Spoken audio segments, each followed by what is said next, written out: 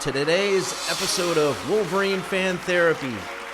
Could the 2023 Michigan football season be setting up any more perfect than it already is? I don't think so.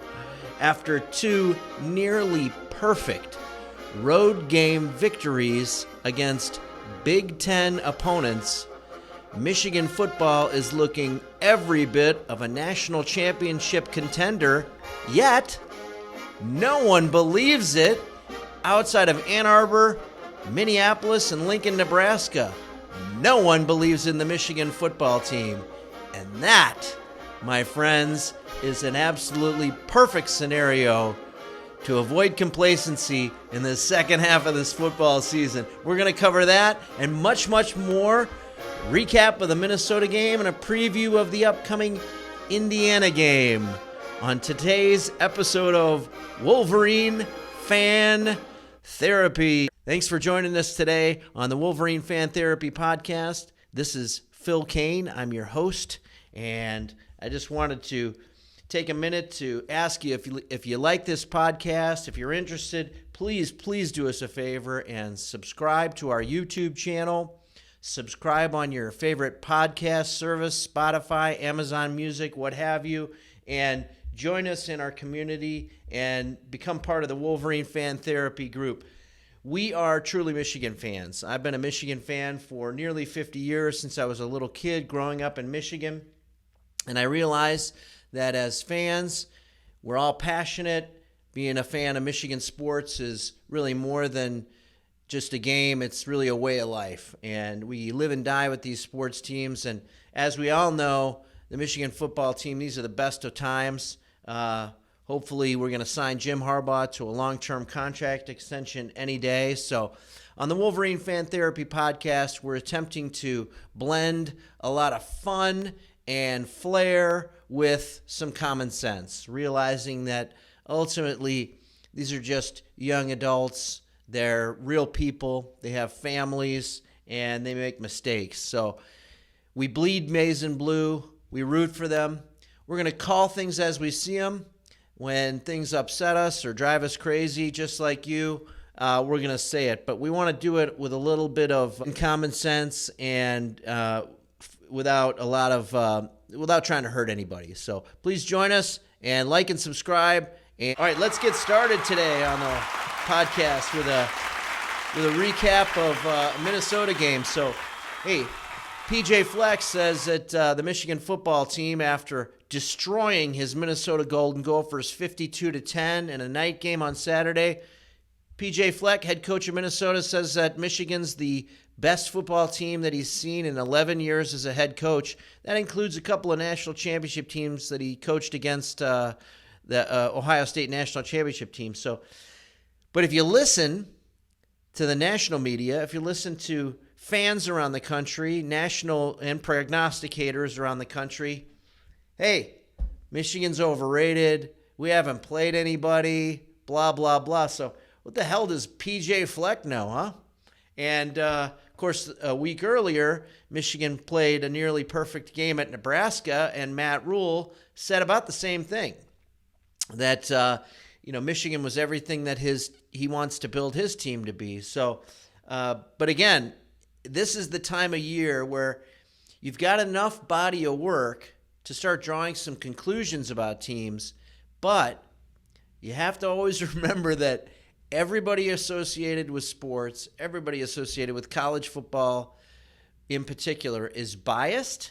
They're extremely emotional, and they're extremely biased not only regionally, they're biased based on history. So as Michigan fans, we just have to accept the fact that, there have been a lot of years where the Michigan football team probably was a little bit overrated, that Michigan often in preseason rankings does get ranked higher based on the size of our fan base and the fact that people that publish those magazines know that a lot more people want to see where Michigan and Notre Dame and Ohio State are ranked preseason than other teams around the country, than Indiana maybe, our next opponent. So the reality, and then there have been quite a few years where in the past decade or so, where Michigan maybe started 5-0, 6-0, and ended up losing a few games. So there is that historical bias, and then, of course, there's a regional bias. I've heard people loudly proclaim this week that the ACC, based on the fact that Duke and North Carolina are pretty good this year and Florida State's still undefeated, that the ACC is better than the SEC and the Big Ten. I would say that's a little bit of a regional bias. I think that's a ridiculous statement and complete hyperbole. I think Clemson, North Carolina, and Duke, any of those teams, if you had them play Alabama, Georgia, Michigan, Ohio State, Penn State, would absolutely get run off the field. But, hey, that's what makes college football so great, that we can have these differences and people can be so passionate and so certain about their beliefs. And you're never going to convince them otherwise until they actually play the game. So pretty logical to conclude that Michigan's eventually going to have a chance to play an SEC team or an ACC team, and we're going to find out just how good they are. And, of course, Michigan's going to have a chance to play Penn State and Ohio State, and those games are going to be very telling. But when you look at the teams, Michigan, I don't know how the 2023 Michigan football season could be set up any better than it already is. Michigan, through 6 games, is sitting here with a top 5 offense and top 5 defense. You can count on one hand the times that that's ever happened. And, Michigan literally is coming off 2 near-perfect road games at Nebraska and at Minnesota. Now, look, are those good teams? No. Nebraska and Minnesota are probably 500 teams. They're both going to struggle to win 6 games and make it to a bowl game. But, again, these are road games. They're in a hostile environment. And Michigan basically had no turnovers 2 games in a row and basically had no penalties. Max Bredesen got called for a holding in the Minnesota game, which, if you look at the replay, was actually somewhat questionable. And then Michigan kicked the ball out of bounds on a kickoff. That's it. Okay? Other than that, Michigan is playing ridiculously mistake-free football. They are clearly embodying the team mentality in every respect. They have a quarterback who's elevated himself to probably a first-round draft pick. They have extremely motivated players, and their position groups across the board really have no weakness. Okay? You can nitpick here and there, why is Donovan Edwards not being as productive, and his yards per carry are in the 3s, and does Michigan have a weakness at cornerback too? Is Will Johnson fully recovered from his injury? Blah, blah, blah, blah, blah. I mean, it's absolutely ridiculous. We as Michigan fans are so lucky, and this team has produced at such a high level. The arguments that we're having are almost ludicrous. I heard Michigan fans arguing about who's the best rush end this year. Is it Josiah Stewart, the transfer? Is it Braden McGregor? Is it Jalen Harrell or Derek Moore? And these people were literally about ready to go to blows because of who they felt was the best rush edge defender on Michigan's team. Seriously? That's what we're arguing about? Okay. We're a long way away from the Brady Hoke days. And then, of course, the other big thing that's on Michigan's Wolverine fans' mind is getting Jim Harbaugh signed to a contract. So we're going to table that for discussion for another time. But obviously, you can tell that we are hopeful that the university and the administration does the right thing and just gets this done already so we can move past it. Just want to take a moment, if you are enjoying this, if you like this podcast, please subscribe to our YouTube channel. Please like and please comment. I want to hear your thoughts. I want to hear what you have to say. We've been saying all year that the Big Ten is an oligopoly with the Big 3 and the Little 11. If you disagree with me, hey, I want to hear what you have to say. If you think Wisconsin should be in that conversation, let's hear you. Iowa, whoever, Maryland. Anyway, let's get into a recap of the Minnesota game. Obviously, Michigan's solid in all phases of the game. No turnovers again. And instead, this time, Michigan got 2 pick sixes. Great to see Will Johnson and get a pick six right off the bat, 15 seconds into the game. And then, of course, later in the second half, Keon Sapp. Michigan's defense now literally has scored touchdowns, 3, than they've actually given up. I mean, the statistics are crazy. To end the hyperbole about Michigan's defense so far this year, here's the statistic that kind of takes the cake from my standpoint. Michigan's defense has played 313 plays in 6 games this season. And not one time has the Michigan defense had to face or defend a first and goal. Not a single time in those 6 games has an opponent managed to run a play inside the 10-yard line. It's crazy.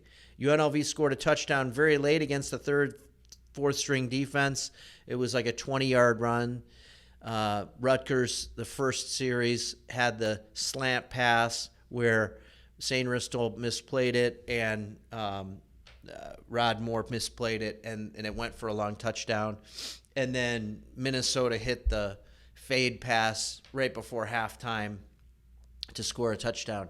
That's it. I mean, it's absolutely crazy. So Michigan's defense is solidly a top 5 defense, and their offense is as well. The other things that really stood out when you watched the Minnesota game to me were just the stark difference in quarterback play.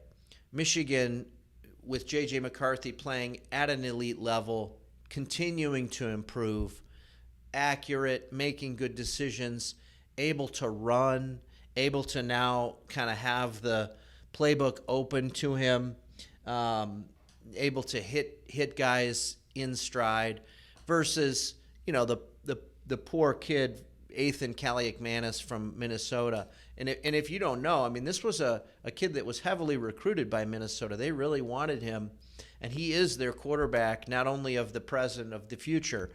And just the inability to not only throw the ball downfield, but to just throw the ball with the kind of velocity and the kind of accuracy that is necessary to be successful, at a Big Ten level. I mean, there's just such a stark difference with these quarterbacks. When you talk about not only J.J. McCarthy, but Drew Aller at Penn State, McCord at Ohio State. I know there's a lot of people that don't believe in him yet, but the passing games are just not even in the same stratosphere. And then, of course, the other thing that stood out were defensive adjustments. Minnesota's got a true freshman back out there, Zach Evans, and he was having some success. I mean, they were running the ball pretty effectively in the first half of that game. And then Michigan made adjustments. Mason Graham, I mean, is there any way to have a bigger man crush on a player than Wolverine fans have on Mason Graham right now, number 55? He's out there with a club on his hand, just destroying blockers, living in the Minnesota backfield. And by midway through the second quarter, basically Minnesota, just their offense was done. They couldn't move the ball at all, and I think they had, apart from the one 35-yard touchdown pass right before halftime, Minnesota, the statistics were crazy. They had like 20 pass attempts, 2 touchdowns for the other team, 15 incompletions, and then like 3 or 4 completions for like 17 yards, sacks. I mean, it was just ridiculous. Like, whatever you do, don't drop back to pass, Minnesota. It's just, I mean, you can't get more unproductive than that. So anyway, moving forward, what does that mean? Again, like I started off with the lead, despite all that success, if you listen to national shows, watch prognosticators, there's nobody outside of Ann Arbor, Lincoln, Nebraska, and Minneapolis and PJ Fleck that seem to believe in Michigan. Everybody is just sitting there saying, yeah, whatever. You haven't played anybody. Yeah. talk to me when you play a real team. Michigan's overrated. I don't believe it. I don't believe that J.J. McCarthy can do that against a real defense. I don't believe that they can go on the road at Penn State and do that. And this sets up perfectly because at this point, we can all say that the only thing that's going to beat Michigan is complacency. Look, can they lose at Penn State? Of course. Penn State's a very good football team. Can they lose to Ohio State? Absolutely. But if you look at the games, if you look at Ohio State, when they played Notre Dame, when they played Maryland, and then you look at the way Michigan is destroying teams and the efficiency that they're displaying in beating teams and the leadership that they have. Is there anyone in the Michigan football community that's afraid of playing Ohio State this year after beating them the last 2 seasons, after watching Kyle McCord? Yeah, absolutely. If Travion Henderson plays, it's a different Ohio State team. Marvin Harrison Jr. is almost impossible to cover. He's the best wide receiver in college football. But when you look at their quarterback play, when you look at their offensive line struggles to really get any push and move the ball regularly against Maryland, is there anybody in the Michigan football community that's afraid of Ohio State? I haven't heard that, and I think the biggest concern that we should have as Michigan fans is that if we lose at Penn State and then beat Ohio State, that we could somehow, because of tiebreakers, not win the Big Ten East, or that Penn State could go undefeated, and that to me is the biggest risk, is that Michigan could lose a game somehow, or lose at Penn State and not make the college football playoff, because it's still only a 14 playoff this year. So let's do a quick preview of the Indiana Hoosiers. Look, the Tom Allen-led Hoosiers, unfortunately have become a bit of a punchline. Arguably, they are the worst team in the Big Ten. If you look at Indiana's season, 2-3, but arguably they should be 1-4. They somehow pulled out an overtime win over Akron, and really what happened was Akron was moving the ball basically at will against Indiana's defense, and Akron had a chance to win the game in regulation time, and they missed a 28-yard field goal that caused the game to go into overtime, and then Indiana won in double overtime, 29-27. Indiana's quarterback, remember, Indiana basketball player over the past few years, Trace Jackson Davis, who's now playing in the NBA. It's actually his brother, Taven Jackson, who's the quarterback for Indiana. He started his career at Tennessee, couldn't move up the depth chart behind Joe Milton, and so he transferred to Indiana. He's actually the starting quarterback for Indiana. In the past several years, if you remember, Indiana's produced quite a few players, skill possession players, to the NFL. This team just doesn't seem to have those kind of skill position players, and their leading wide receiver, Cam Camper, is injured. I think he's probably going to try to play against Michigan, but they just don't have the running backs, wide receivers that they've had in the past, and I don't think that Indiana's going to be able to move the ball pretty much at all. So Michigan's a 34-point favorite in this game. I think that's probably about right. I'm expecting, it's almost inevitable, to Michigan have a little bit of a lull in this game, kind of a little bit complacent. I think this might be the game. It's a noon start. It's a noon kickoff. I could see us just kind of being a little lethargic and still, winning the game 41-6. I mean, that's just how good Michigan is and how deep. You saw that depth on display the last few weeks. Again, Mason Graham, who's arguably our best interior lineman. It's either him or Chris Jenkins. Both are probably future NFL players. Both are probably future NFL first, second round draft picks. Mason Graham misses a game. Did it really look like it was affecting our defense against Nebraska? All the time that Will Johnson and Makari Page and Rod Moore missed didn't seem to affect Michigan. It's just, it's crazy. Michigan's found its starting offensive line with Ladarius Henderson. The concern that I had about Michigan's backup quarterback, Jack Tuttle looks serviceable. We certainly aren't going to win if he has to play a whole game against Penn State or Ohio State. We are still J.J. McCarthy dependent on winning those big games. But, hey, for a series or even a quarter, he seems like he could fill in. Ridiculous depth. A.J. Barner starting to take a step forward at running back, at tight end. Kalel Mullings, the emergence of Kalel Mullings. Wow. I mean, who saw that coming? Before the season, we were all talking about C.J. Stokes and Benjamin Hall maybe being that RB3. Kalel Mullings, hell, he looks like a starting running back. He looks like, he would start for Indiana. I can tell you that right now, among many other teams in the Big Ten. So much good going on, Wolverine fans. These truly are the best of times.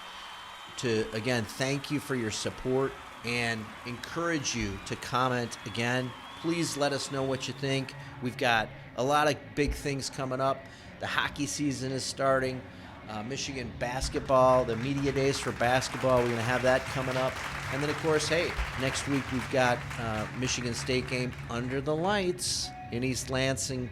All the woes of the Spartans, but it's always still fun to beat a rival. So Michigan's going to be geared up for that game. So that's it for today. Thanks so much for joining us. Again, please subscribe, like, and comment, and we will be back again soon with another episode of Wolverine Fan Therapy. Thanks for your support. Have a great week, and go Blue!